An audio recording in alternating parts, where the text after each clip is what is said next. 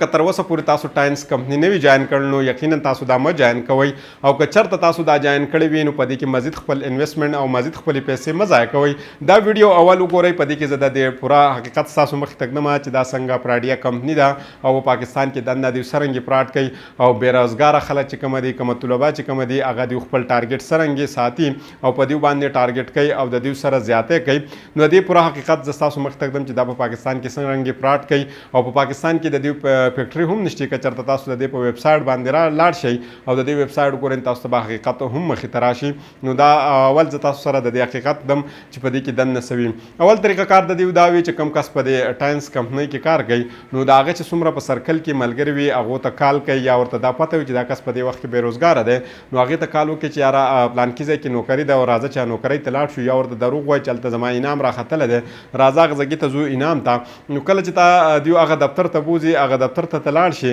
نو په هغه دفتر کې تا ته وایي چې دلته رجسټریشن لازمي دی. د رجسټریشن دپاره هغه ستا نه ډیمانډ کوي د 1300 نه والا تر 2000 په درمیان کې، یعنې په مختلف ځایونو کې مختلف ډیمانډ کېږي. د هغې نه بعد تا ته وایي چې دلته دننه د تلو لپاره د یو پاس ضرورت دی. د هغه پاس دپاره دوی بیا ستا نه ځان له د 700 نه والا تر 1500 په درمیان کې ډیمانډ کېږي. د مختلف دفترو مختلف وي. د هغې نه بعد دوی بیا تا ته ټریننګ سیشن درکوي. په هغې کې دوی بیا ستا نه په هر کلاس کې، یعنې چې کومه کلاس تا ته درکوي د هر یو کلاس ستا نه مختلف چارجز اخلي. یعنې تا ته وایي چې تا ته موږ ټریننګ درکوو، د هغه ټریننګ ستا نه چارجز اخلي. یعنې دغه طریقې پورې چې تا ته دلته ورسئ نو که چېرته ته مزید د دوی سره اتفاق ونه کړې یا تا ته معلومات وم شي نو تر دغې پورې هغې ستا نه 50,000 شپږ چې کومه دی هغې ستاسو نه هغې اخیستې وي، هغو په خپل جیب کې اچولي. د هغې نه بعد که ته د دوی سره کله مطمئن شي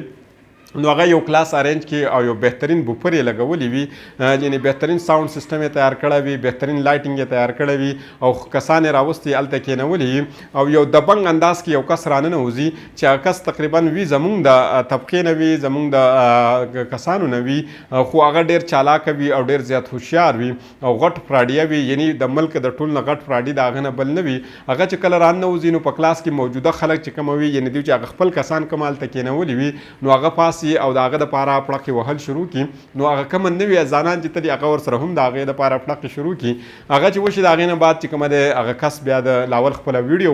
وچلئ، یعنې په غټ سکرین باندې ویډیو ښکاره کړي چې زه مخکې داسې وم چې په روډونو باندې به وده کېدم، زما سره روپۍ نه وې، پلار مې مړ شوی و او زه غریب وم او زما صحیح سم نه و، نن زه دومره په غټ گاډي کې رالم او خپل گاډی هم وښئ چې دا دفتر مخې ته کوزېږي نو یو بهترین په یو غټ گاډي کې چې کومه دی د هغې نه هغې راکوشي او هغه وښئ. د هغې نه بعد بیا هغه چې کله مخاطب کېږي نو یو کس ودرئ، هغه ته وایي چې ستا مخکې څه حالاتو اوس د څه حالاتو، بیا هغه ته وایي چې ته مالداره کېدل غواړې، هغه وایي چې بالکل یقینا دا خو د دنیا یو اصول دی، هر سړی دا غواړي چې هغه مالداره شي. نو د هغې دپاره دی بیا طریقه کار دا کوي چې هغه ته وایي چې ته به اوس څه کې محنت به کې او ډبل محنت به کې. اوس خو تا رجسټریشن فیس هم جمع کړی دی، ټریننګ دې هم اخیستی او زموږ د پاس پیسې دې هم راکړلي، یعنې څه نه څه خو زموږ جیب ته راغلی دي، ستا نه زموږ جیب څه نه څه ګرم شوی دی، بالکل یخ نه دی دا جیب، اوس مزید دا جیب نور ګرمول غواړي. د هغې لپاره به ته څه کې ډبل محنت به کوې، څه به کې 3 سټاره به جوړېږي، بیا د هغې نه به 15 سټاره جوړېږي، د هغې نه به بیا ته 8 سټاره جوړېږي. د 3 سټارو دپاره به شرط دا وي چې ته به مزید 4 کسان راولې او هر یو کس چې کوم دی دا به 15,000 روپۍ جمع کوي. یعنې تا ته چې دا سټاران جوړوي د دې نه اول خو به ته 75,000 روپۍ جمع کوې، مخکې دا 35,000 وي او اوس 75,000 دي. د دې 75,000 جمع کولو دپاره به ته داسې کار وکړې چې یا به ته د دې نه د 2-3 سامان به وي تا ته به درکوي، یا به ټوتپیسټ درکوي چې په مارکیټ کې د هغې قیمت 100-120 یا 300 روپۍ نو هغه ټوتپیسټ به دی تا ته چېرته په 5,000 10,000 20,000 درکوي. یا به تا ته وایي چې ته د یو خپل مریض معاینه دلته هم کولی شي، یو قریبي کس راوسته شي د هغې معاینه هم کولی شي او د هغې په عوض کې به ته څه 75,000 روپۍ هلته هغې ته جمع کړې. د هغې نه بعد به بیا ته نور مزید 4 کسان راولې، چې کله ته مزید 4 کسان نور راولې هغه هم دارنګې پیسې جمع کړي نو په هغې کې به تا ته کمیشن 20,000 او 600 کمیشن یا 400 میلاو شي.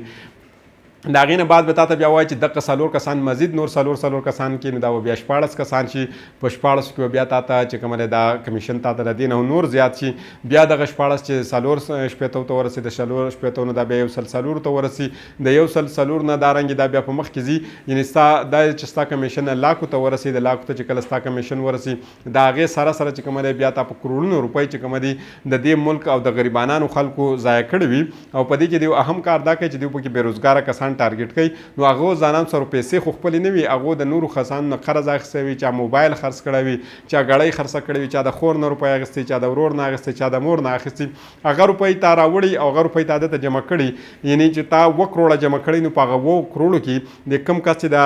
په دې کې دا دغه کړی دا فیسیلیټیشن کړی دا خلک یې راوستي نو په هغې کې هغه ته چېرته معمولي غونډه کې اماونټ میلاو شوی وي یعنی د هغې زکات مطابق اماونټ هم نه وي خو هغه د نورو خلکو دومره زیاتو خلکو تباهي کړي هغه چې کله وکړي بیا تا ته وایي چې 8 سټار ته به رسې د 8 سټار دپاره به ته بیا ډېرې بېتحاشه روپۍ چې کومه دی هغې اماونټ چې کومه دی هغه به ته جمع کړې نو د هغې نه بعد به ته 8 سټارو ته رسې خو دا کوم کس چې دلته را تقریر کوي ته یې په کلاس کې کېنولی یې یقینا هغه ته په دغه وخت کې شرم هم نه ورځي چې هغه وایي زه 8 سټاره جوړ شوی یم د 8 سټارو پورې که زه تاسو ته د اماونټ کېدم چې څونه اماونټ دې کس ته جمع شوی وي او د هغې په اماونټ په منځ کې چې کومه دی دته یقینا چې کومه دی ډېر لږ شانته اماونټ چې کومه دی دا دته میلاو شوی وي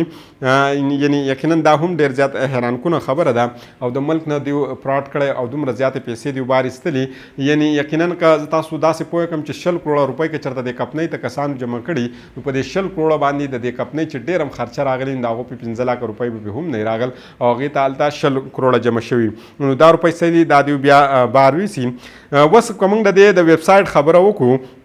د دې دا کومه کمپنۍ چې کومه ده د دې نه اول خو دوی دا کار کوي که چېرته تاسو مخکې د دوی سره مطمئن نه شئ یعنې دا 15,000 روپۍ نه جمع کوئ نو هغوی بیا هم ستاسو نه د 15 زره چې کومه دي دا یې ستاسو نه په جیب کې اچولي وي اوس راځو د دوی د دې ویب سایټ په حوالې سره درته وایم چې د دوی د ویب سایټ مطابق چې کومه دا یو فارماسیوټیکل کمپنۍ ده او د دې په پاکستان کې هېڅ قسمه وجود نشته او د دوی په پاکستان کې دفترې خو ډېرې دي خو هېڅ چاته دا علم نشته چې په پاکستان کې د دوی فیکټري په کوم ځای کې ده فیکټري په کوم ځای کې موجود ده موجود شته او که نشته یا دا کومه پراډکټ چې دوی راخلي دا پراډکټ د کوم ځای نه راوړلی کېږي که د دوی هیډ آفیس خبره وکړي نو هیډ آفیس د دوی په چین کې موجود دی او باقي د هغې نه علاوه د دوی هېڅ قسمه معلومات چې کومه دي هغه نشته د دې د فراډ که تاسو معلومات کولی د دې د فراډ دپاره د ټول نه مهمه او اهمه خبره دا ده او د دې خبرې نه دا ظاهره کېږي که ستا سره فارماسیوټیکل ډیګري وي او که نه وي تاسو د دې شیزونه اخیستلی هم شئ او خرڅولی هم شئ بیا د دې غټ فراډ درته که زه دویم ځل دا ووایم نو که تاسو چېرته لاړ شئ مارکیټ کې او دا کومه هر څه د دوی سره دي دا کومه پراډکټ چې دوی تاسو ته په 15,000 روپۍ کې درکوي که دا د 2,000 دي که د 3,000 دي خو یقین په مارکیټ کې دغه پراډکټ شته هم نه او دلته ته دا تعین کولی هم نه شي چې یوه کیلسي چې کومه ده دا تا ته دوی په 15,000 او په 6,000 درکوي او په مارکیټ کې دغه کیلسي قیمت چې کومه دی د هغې متبادل چې د هغې نه پکې بهترین عرصه موجود وي د هغې قیمت یا 15 روپۍ وي یا 20 روپۍ وي نو د هغې نه هم تا ته اندازه نه لګي یعنې هلته نه ته دا معلومات هم نشي کولی چې دا په 100 باندې ده او په 100 باندې نه ده اوس په دې باندې د کراچۍ یو کمپنۍ یو مدرسه ده چې هغوی په دې په حوالې سره فتوا ورکړله چې دا بالکل شرعاً جایز نه ده دا زه ستاسو مخې ته ږدم د هغوی دا سوال کړی شوی دی چې ټاینز کمپنۍ کې کار کول شرعي لحاظ سره درست دي یا نه دي ټاینز انټرنیشنل کمپنۍ ممبرشپ حاصلول یا په دې کې کار کول درست دي یا نه دي نو هغې ویلي چې دا بالکل په دې کې دا درست نه دي اول ځل هغې اول خبره دوی دا کړله چې ټاین انټرنیشنل د خپل مصنوعاتو تشهیر دپاره د ایډورټیزمنټ دپاره هغه نیټورک مارکیټینګ طریقه اختیار کړله او هغه وایي چې دا طریقه کار چې کومه دی او د دوی سره د ممبر جوړېدو دپاره اول کار به ته داسې کوې چې دوی ته به پیسې جمع کوې او چې کومه پیسې ته دوی ته جمع کوې نو دا چې کومه دي دا جایز نه دي چې ته اول چا سره پیسې جمع کوې او د هغې نه بعد چې کومه دی ته هلته نوکري یا ممبرشپ والې نو هغه ویل چې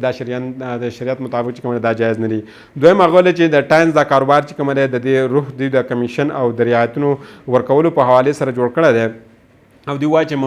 مستقل طور باندې کمیشن اخیستل چې کومه دی یا د دې نه کاروبار جوړول چې کومه دي نو دا شرعي طور باندې هم جایز نه دي تاسو د دې کراچۍ کې چې دا کومه جامعه علوم الاسلامیه ده د دې ویب سایټ ته تللی شئ د دوی دا فتوا نمبر کتلی شئ 1-4-4-2-0-0-0-6-2-3 یعنې دا د دوی د فتوې نمبر دی